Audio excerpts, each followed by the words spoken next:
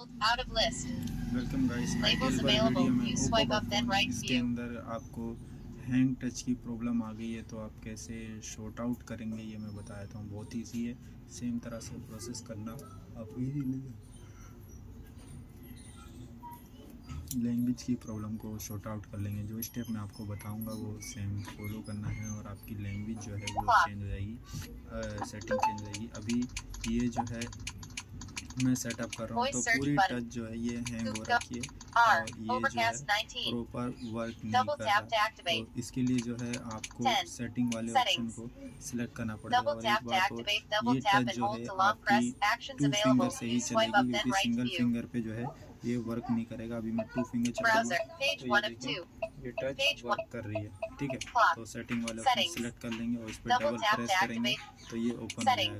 अभी ये ओपन हो गया है। अब हमें नीचे जाना है डाउन साइड पे, तो सिंगल फिंगर से काम नहीं करेगा, 2 फिंगर का ही वर्क करना है। तो हम 2 फिंगर से नीचे आएंगे, यहाँ पे आपको एडिशनल सेटिंग मिलेगी, इसको सिलेक्ट करेगा, इस पर डबल प्रेस कर देंगे।